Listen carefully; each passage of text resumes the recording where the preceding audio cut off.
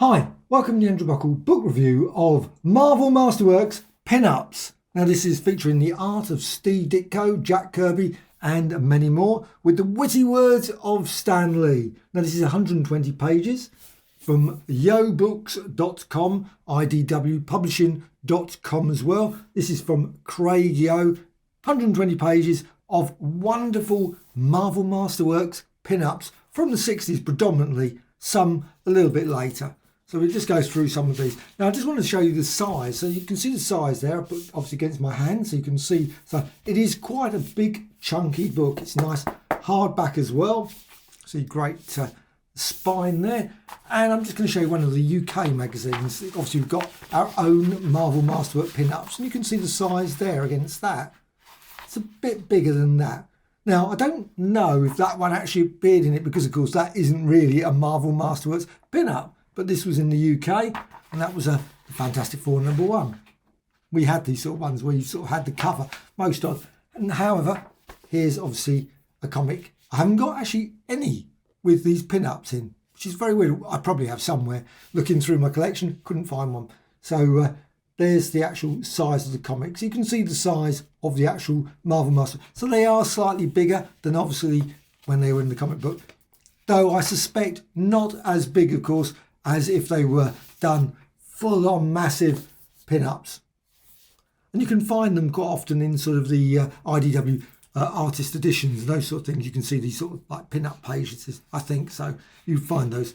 However, let's just go for this book, since that's the key thing. You've got there, I love all the signatures there, all written all over there. And Yoe Books, it says, it's got a lovely introduction there, which is great. And then straight into the book. Now the first one you got is this lovely black and white. Most in this book are in colour, so you got they're all in colour. You also got them there, the mighty Marvel Marching Society little membership card there, and then you've got straight away.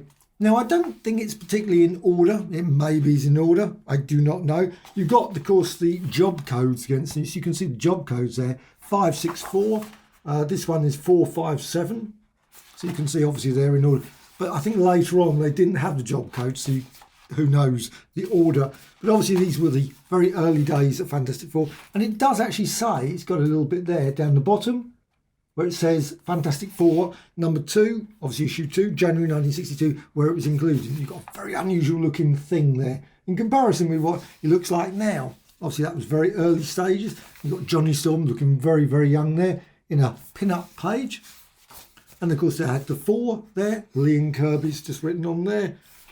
And some of course appeared a little bit later, so it wasn't all straight away. They would like be one in an issue or something. So you got obviously Invisible Girl there, and that was on the Fantastic Four #10, January 1963. Also what I think is really great, they've included this. They've got the black and white original as well, which is really great, original art. So you can see sort of the original inked lines there. Just love those sort of things. That's why I like the IDW Artisans and Artist Editions. So you've got there, Submariner there. And you've got lots and lots. Obviously the early ones, predominantly Fantastic Four ones. You've got Spidey there as well. So you've got Spidey, you've got the Miracle Man. So you've got even the villains as well. So you're not just... Now I wish Marvel would do this again. I wish they would continue with this sort of thing. I don't think that they do this very often now. Maybe they do, maybe they don't. I haven't seen them recently. But it's great to see these sort of like pin-up pages. So obviously Doctor Doom, Kurgo, the Puppet Master, Mad Thinker. So you've got a whole range. And quite often they're obviously from the original comics. Though I'm not certain if they were. Sometimes they weren't, because look at that scene there. I'm not certain that scene actually happened, but it's possible. And then you've got Spidey. Now this one's I think were in the annual. Yes, annual #1. You got the Sandman there. And of course you had nice little blurbs talking about the Sandman, giving you a bit of a catch up. So you'd sort of, if you didn't, know the character particularly, it was great to suddenly Flint Marko, all about Flint Marko.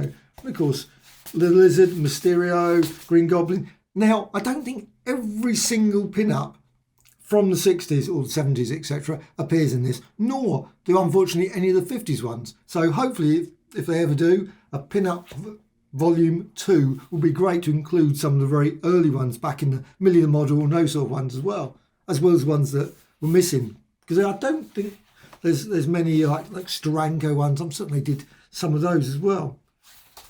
And you got some obviously that didn't even mention the word pin-up. So you got obviously Sue Storm there, and that was Fantastic Four Annual number 2. Fantastic Four Annual number 2. That was again Human Torch, and again you got another black and white one there of Thor from Journey into Mystery. Tales to Astonish 62. And I'm probably going to come across one. I think, oh, I've got that issue, and I have got that issue. Typical. Daredevil 5. Yes, you can see that's definitely Wally Wood. So it's got a bit of Wally Wood there. Wally Wood and Jack Kirby. Strange Tales 1, obviously. And you've also got these ones. Now, certainly some are missing, because there was one where they had a sort of cutaway of the Peter Parker's house and also his friends. And that is not in here, so which is a pity. But you have got this very dark looking Spidey one.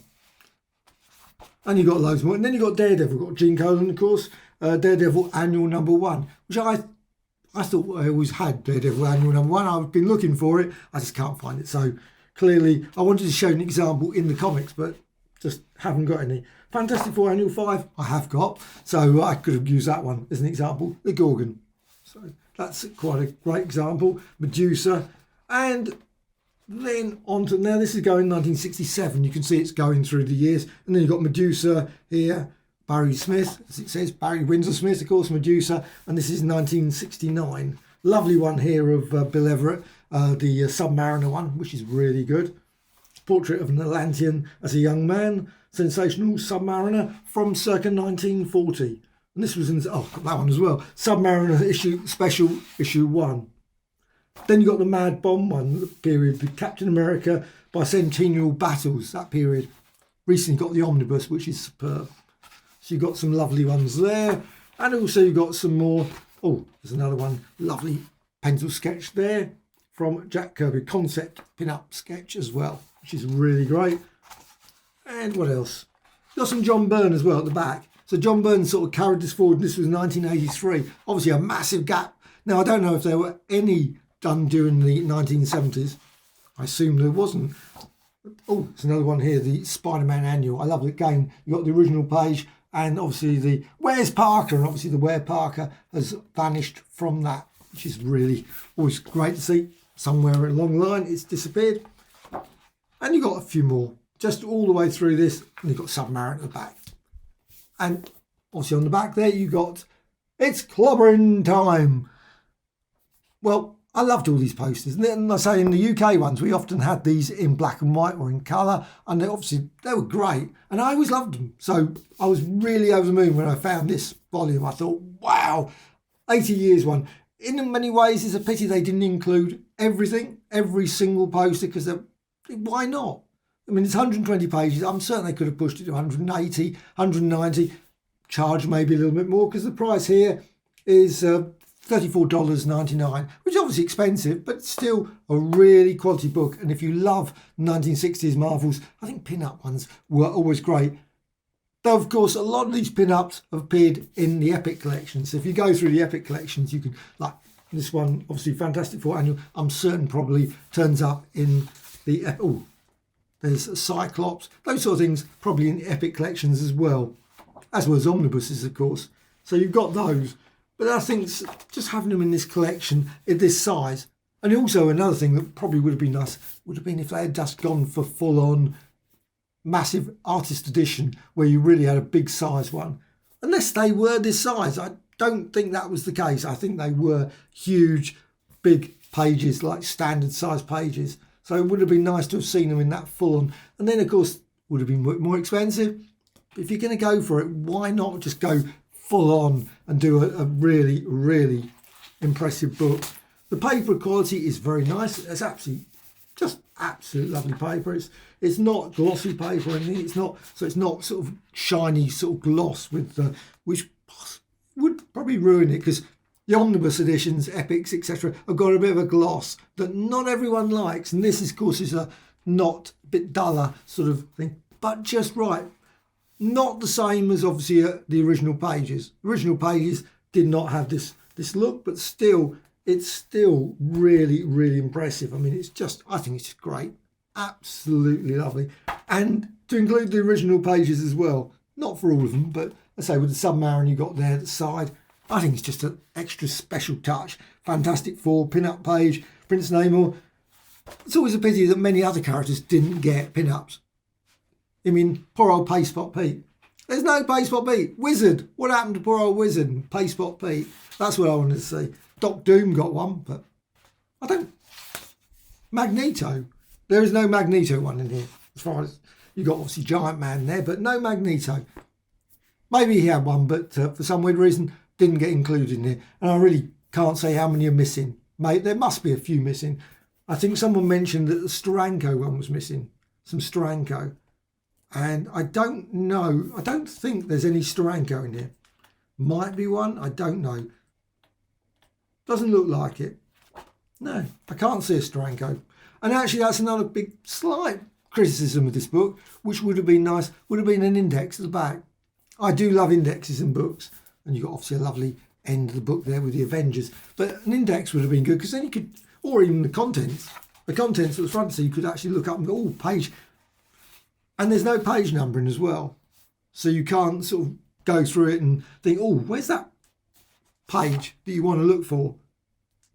So it's a pity. However, minor little issues, but I think it's still a really, really good collection. This, and like I say, it's a sizable book. I mean, you're not, you know, it's a chunky book, and I think at a decent price as well. And you should be able to get it still available. I think it's still in print, so you should be able to pick it up quite easily. And I would definitely recommend this. I think it's just if you're a fan of like 60s, the 70s-ish, of course there's no 70s stuff, that sort of period, I think this is an absolute gem. Totally recommended.